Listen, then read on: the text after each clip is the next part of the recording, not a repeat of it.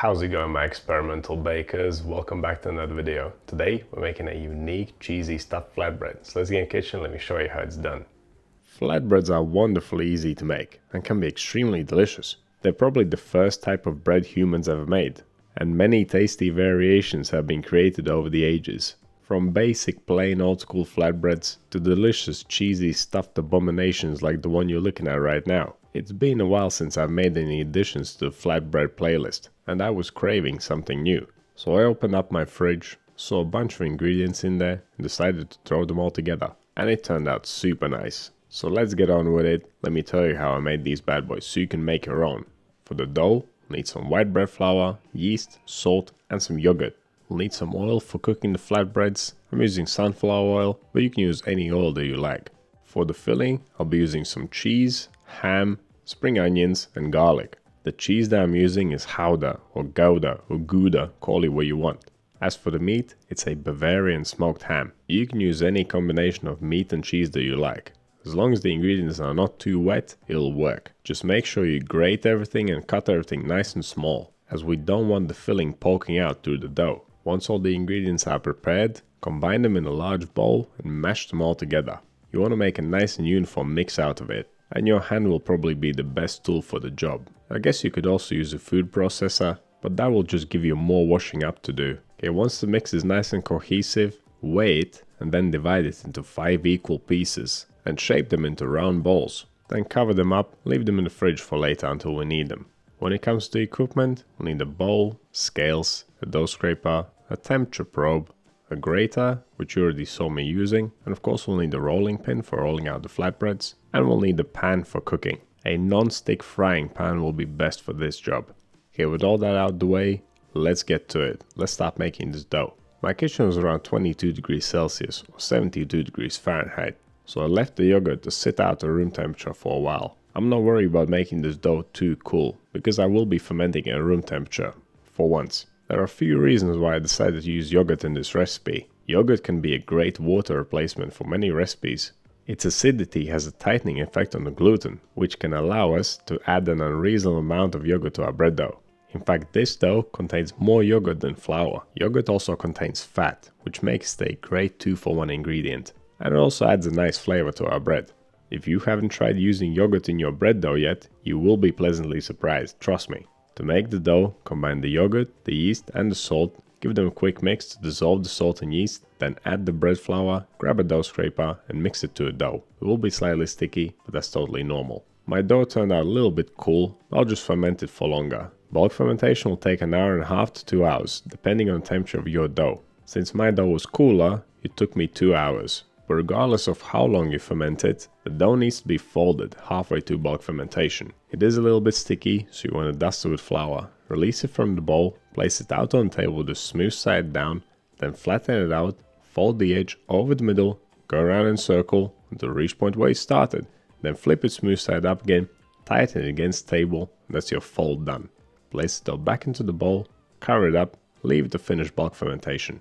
If I were to ferment this inside the fridge overnight, I would fold it differently, by wetting my hands with water, picking the dough up and folding it up in the air. I prefer that method because it doesn't make a mess on the table, but I can't really use it for fermenting at room temperature because it would make the dough too sticky. Okay, once the bulk fermentation time is over and the dough looks nice and puffy, we can weigh it and divide it into 5 equal pieces. You could of course decide to make smaller flatbreads. In that case, divide the dough into more pieces and also do the same with the filling.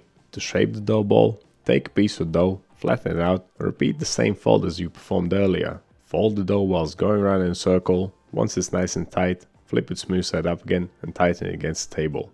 Then do the other 4, cover the dough balls up, leave them for the final proof, which will take 45 to 60 minutes depending on the temperature of your kitchen. Once the dough balls look nice and puffy, we can move on to filling them. I will show you a technique which will be very useful for making different types of filled flatbreads. You can use this method for filling leavened as well as unleavened dough. Okay, dust your hands with flour so the dough doesn't stick to them. Take the filling and press it into the dough ball. Now cup one of your hands and hold the dough in it. Use your other thumb for pressing the filling inside the dough. Turn the dough as you do this. Keep cupping your hand around the dough, pressing and turning, and slowly the filling will disappear inside. Once it's completely inside the dough, pinch the seam together. and it's as easy as that. Any filling that is not too crumbly can be stuffed inside the flatbread just like this. After filling the dough balls, we need to let them rest for a while.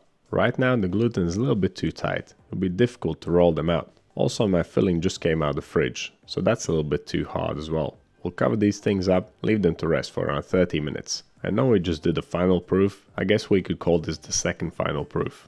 Anyhow, 30 minutes later, these things are ready to be rolled out. To give them a beautiful finish, I decided to roll them on top of sesame seeds. If you don't want to use seeds, that's totally fine. Just use a dusting of flour when rolling out the flatbread. If you want to use different types of seeds, go ahead. Poppy seeds will work great. But whether you are using seeds or not, the process will be the same. First, flatten the dough by hand, and then roll it out with a rolling pin. It doesn't need to be super thin, the thickness is up to you really. I actually think I could have rolled mine a little bit thicker. Most of the filling will be in the middle, and there might be some leakage if you roll it too thin. To make the flatbread perfectly round, turn it after each time you roll it. This goes for any flatbread. If it feels like it's sticking, throw some more seeds on there, or dust with more flour. I guess they don't have to be round. You could make them oblong shaped, but I think they'll look better when they're round. Okay, roll them out and stack them on top of each other. If you're not covering them with seeds, I would suggest dusting a little bit of flour in between, otherwise they might stick together. Set the pan on medium to high heat. Pour in the oil and then carefully lay the flatbread in it. It will take around 4 to 5 minutes to fully cook, and you want to flip it every minute or so. If it's puffing up a lot, you can use a spatula to hold it down. If you don't want to cook them in oil, that's also fine. You can just as well cook them in a dry pan, and you could even cook them in the oven. I would suggest cooking them on a tray with some nonstick paper, just to avoid any leakage. There would not be any need to flip them if you were to cook them in the oven though. Okay, once your flatbreads are beautifully golden brown on both sides, they're ready.